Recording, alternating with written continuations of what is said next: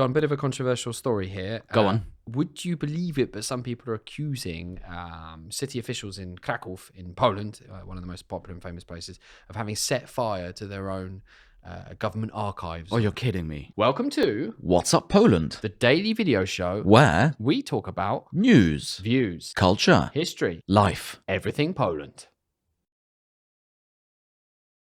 I am not. In fact, that is the word on the street from certain people. Because Who would have thought it?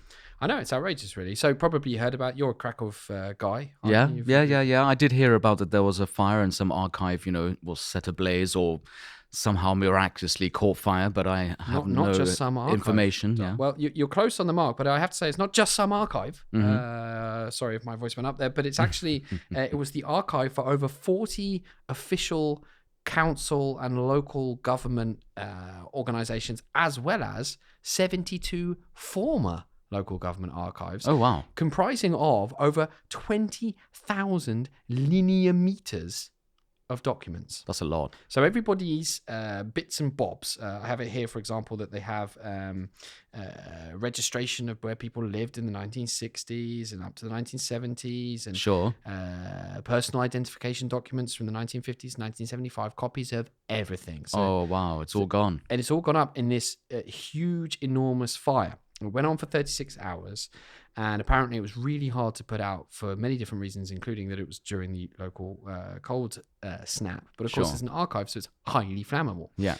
The building itself had actually only just come into play. It had only been around for a few years, and it was state of the art. The mayor, actually, of Kraków said that it's like the apple in my eye. It was the pride Sure. and jewel of the council, and now it's on fire. So, you want to know about the controversy, John? Yeah, go on. Well, some people have gone online and said that the city have deliberately set fire to their own archive to cover something up. Mm-hmm. And as you can imagine, how do you think the president of Kraków, Mr. Jacek Majchrowski, reacted to that? Was he pleased or upset? He was probably upset about that He was kind of information. extremely, yes.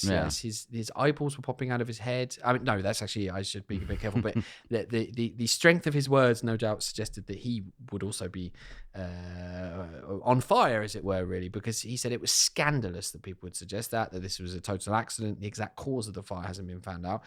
But the fire was so extensive that at the moment, as we go into press, it's said that the building might have to be torn down. Oh, wow.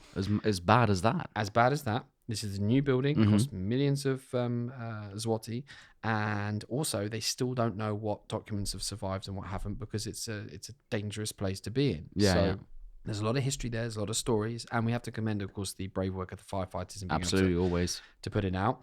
And questions go on here about what could or should have been done, but the local council have said emphatically that they were under no obligation, for example, to photograph any of the documents. They don't have any digitalized copies. Yeah, I heard, actually. That's one thing I did see in the article, was that actually none of the documents in the archives had been digitized, right? It was just all bits of paper. Yeah. Well, if you want to see more about this story and see pictures of the heroic firefighters going in and battling this blaze in sub-zero temperatures for up to 36 hours, you can click on the link below this film, and we'll be happy to tell you more.